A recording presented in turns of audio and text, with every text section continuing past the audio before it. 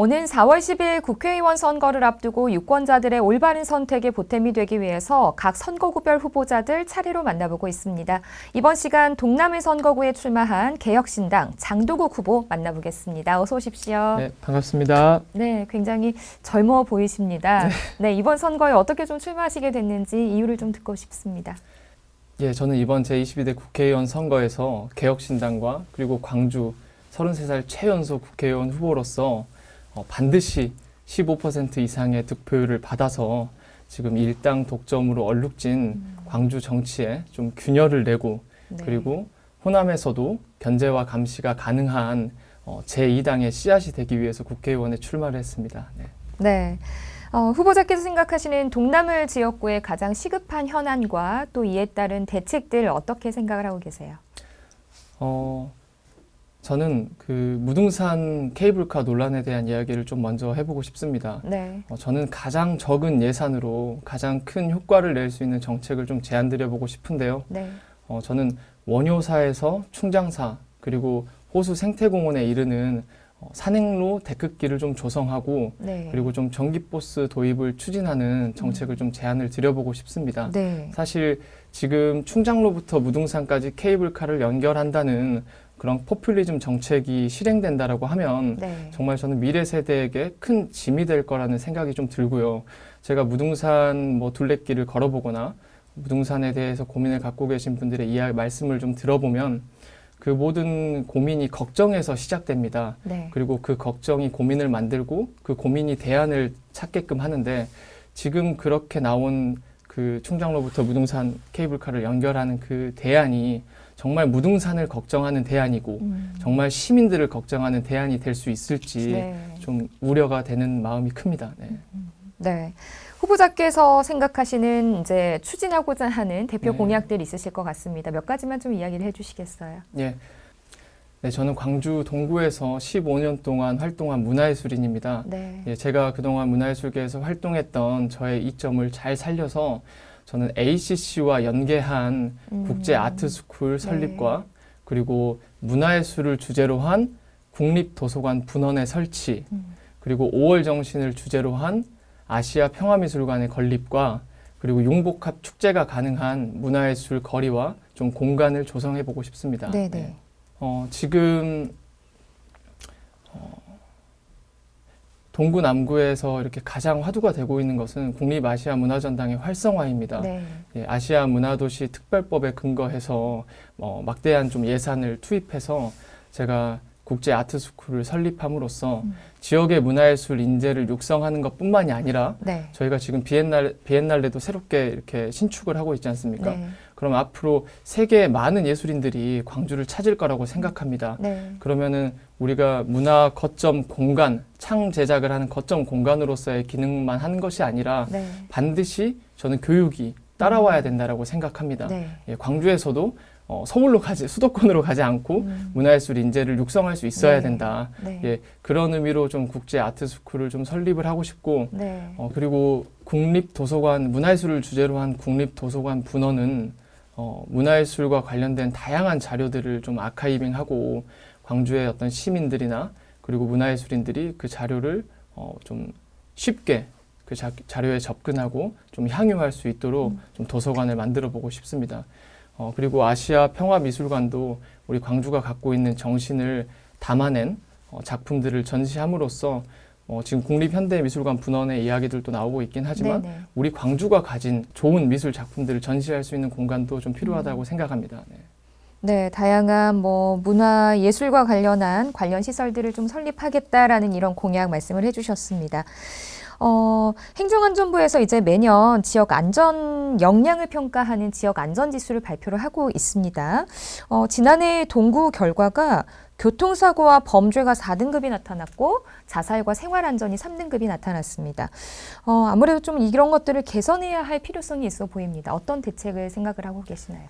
네, 저도 일단은 그런 상황에 처해 계신 분들에게 일단은 가장 최우선에서는 위로의 말씀을 드리고 싶고 네. 그리고 저도 늘 느끼지만 슬럼화되고 있는 원도심이 정말 그런 슬럼화되고 있는 원도심이 안고 있는 정말 가장 큰 문제라고 생각합니다. 네.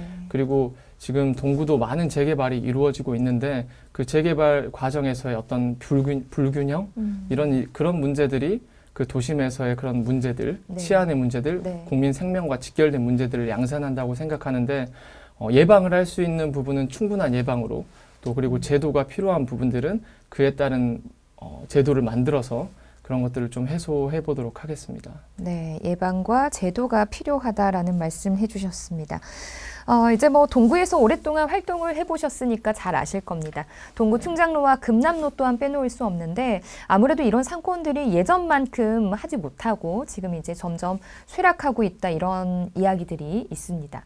또 아무래도 이제 광주에 대형 복합 쇼핑몰까지 생기게 되면 이런 지금 몰락한 상권들이 조금 더 깊이 또 몰락하지 않을까 이런 우려들이 있는데 심지어 이제 광주시에서 복합 쇼핑몰을 추진하는 과정에서 이런 우리 상인들과의 대화가 좀 부족했다라는 상인들의 이야기도 있었는데요.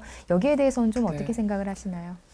열심히 들어야죠. 네. 네, 당연히 유권자이기 이전에 그 지역을 살아가고 있는 사람들이시고 그리고 거기서 일을 하는 분들이기 때문에 그 소상공인 분들의 이야기를 저도 적극적으로 듣기 위해서 노력을 할 생각이고요. 네. 저는 충장로, 금남로, 그리고 재래시장, 그리고 뭐 타운형 상권이 지금 많이 이렇게 침체되어 있는데 네. 저는 지금 광주가 추진하고 있는 복합 쇼핑몰 개발에 따른 그 공공 기여금 네. 수천억 원에 달하는 그 공공 기여금을 재래시장을 이렇게 현대적인 문화시설로 탈바꿈 시키는데 네. 이렇게 그 예산을 좀 투입해보고 싶습니다. 네. 대형 쇼핑몰이 늘어나고 그리고 저희가 온라인에서 이렇게 소비를 하면서 네. 소비의 트렌드가 바뀌어가고 있습니다. 네. 네. 앞서 언급했던 충장로나 금남로 지하상가는 이전에 그에 맞는 명성을 갖고 있었습니다. 네. 네. 아주 활력이 있는 공간이고 네. 큰 소비가 이루어지는 공간이었습니다. 네. 시대가 변함에 따라서 그 트렌드를 따라가기 어려운 것이 사실이고요. 그러면 그것을 우리 정치가 그리고 우리 지역이 방치하는 것이 아니라 조금 전환을 할 수 있도록 저는 조력을 해줘야 된다라고 생각합니다. 네. 그래서 젊은 친구들도 그 공간을 많이 찾아올 수 있게 그리고 그곳에서도 소비할 수 있게. 근데 우리 소비는 소비자의 선택이기 때문에 그걸 강요할 수는 없다고 생각합니다. 네. 그래서 그런 공간들을 이렇게 더 찾아오고 싶게 만드는 네. 시설로 네. 탈바꿈 시키고 그 시설이 단순히 재래시장에서 이렇게 파는 품목만을 판매하는 것이 아니라 다양한 어떤 복합적인 문화 공간들 네. 또 내부에 조성을 함으로써 좀 사람들이 모여들 수 있는 그런 공간으로 탈바꿈 시키는 것이 저의 목표입니다. 네. 네.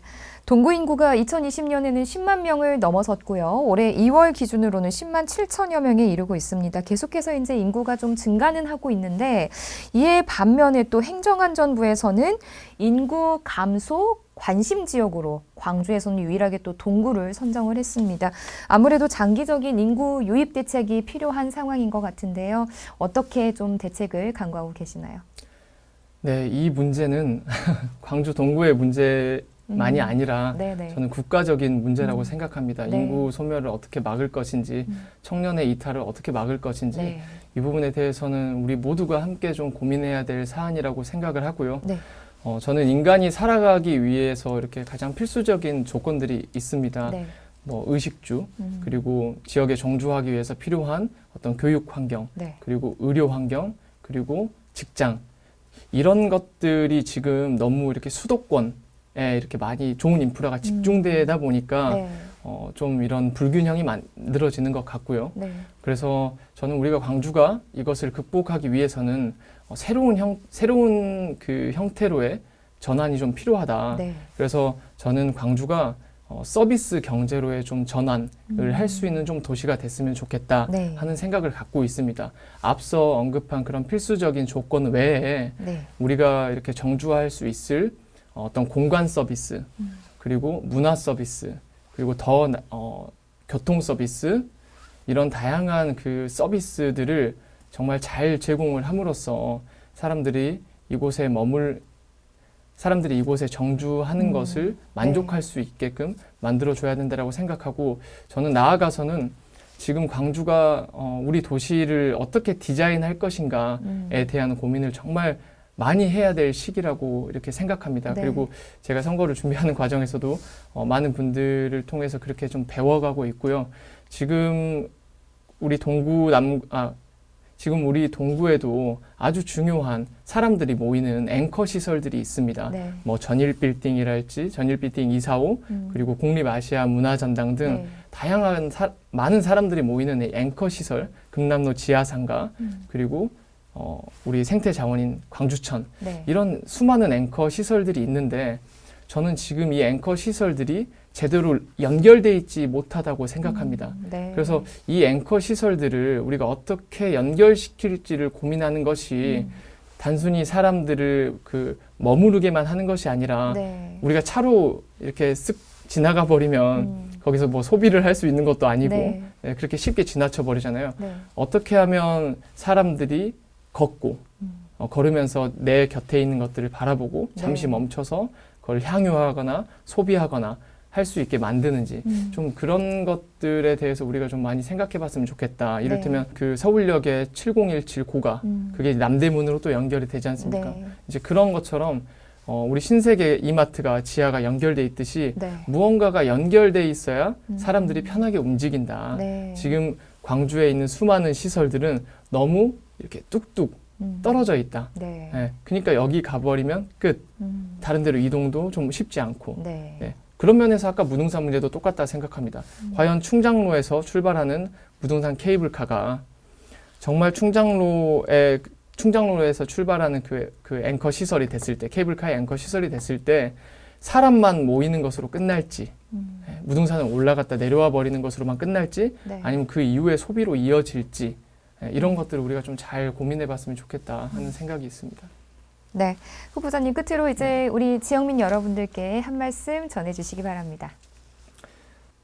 33살 청년이 정치에 참여하는 일이 쉽지만은 않은 것 같습니다. 흔히들 말씀하십니다. 제가 제 앞에 놓인 벽을 결코 넘을 수 없을 거라고 말씀하십니다.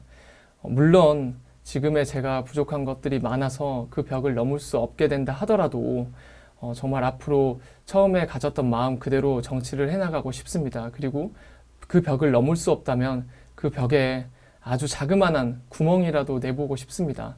제가 번듯한 이력은 없지만 반듯한 정치를 할 수 있을 좋은 정치인이 돼서 시민들의 삶에 조금이라도 보탬이 되고 든든한 정치인이 되도록 하겠습니다. 많이 관심 가져주시고요.